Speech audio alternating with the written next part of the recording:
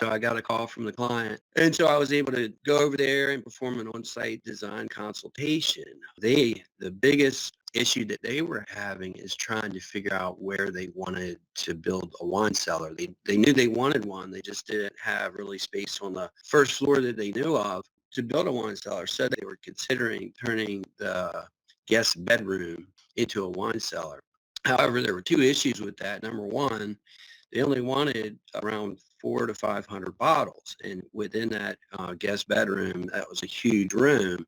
It would look kind of awkward. And secondly, when their kids came back home for the holidays, Christmas, Thanksgiving, and friends came over, there'd be no place to stay. So we walked around and we'd seen that there was an outdoor shed in which the owner was curious to know if we could turn that into the wine cellar. The house was built with a double door garage or shed where they put all their lawn equipment and outdoor activity balls and these baseball gloves and everything, which backed up to the house. It was originally built with the house with its own pitched roof, which basically the back corner of it backed up to the living room and dining room and the hallway that leads to the master bedroom. And so they had never really considered turning that into a wine room. They didn't realize it was possible, but we were able to take the doors off, take the walls down on the back of the shed to open it up into the house, and then build a solid exterior wall where the double doors were. So that's how we came up with this space right here.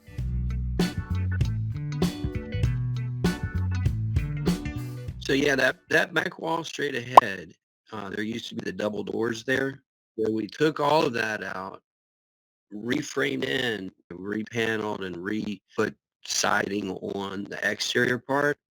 On the interior part, we took the original R13 batt insulation out and then filled that with closed cell spray foam R31 on the exterior wall and the ceiling. Actually, we did that on all of the interior walls.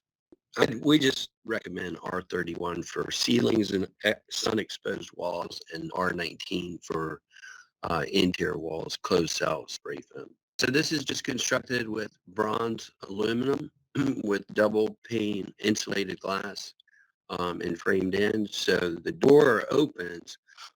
Panels on the left and the right of the door are fixed, and panel on what we'll call, I guess, the front on the right is fixed and attached. It's framed all the way around.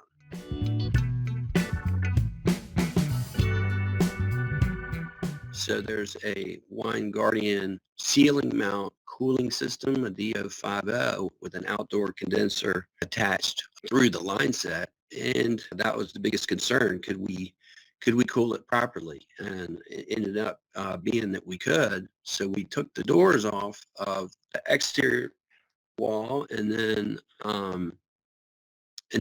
framed that in and built it as an exterior wall. Took out the inside walls of the shed to have access to the interior part of the home and install a glass panel door system.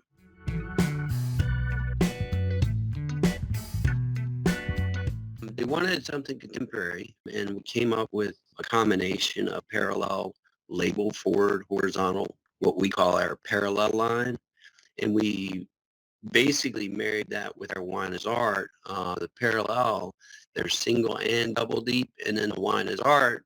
If you in a bit here go and look underneath the back wall so when you first walk into the room, straight ahead on that back wall is our parallel double deep horizontal label forward. On the right side, which we'll call kind of like the focal wall or the front wall looking in from the kitchen area, it's got the ability to store large format bottles, 3-liter bottles, and obviously your standard 750s in a parallel horizontal label forward way, double deep, so that if you're in the cellar, you can see the label. And if you're outside of the cellar, you can see the label, along with display rows. And we combined wine is art in two different fashions. On the right side of the screen at entry is our wine is art peg system, where it's horizontal label forward. And then on the back wall, on the left wall, there's our back panel lit wine is art European panels. with the nose out pins.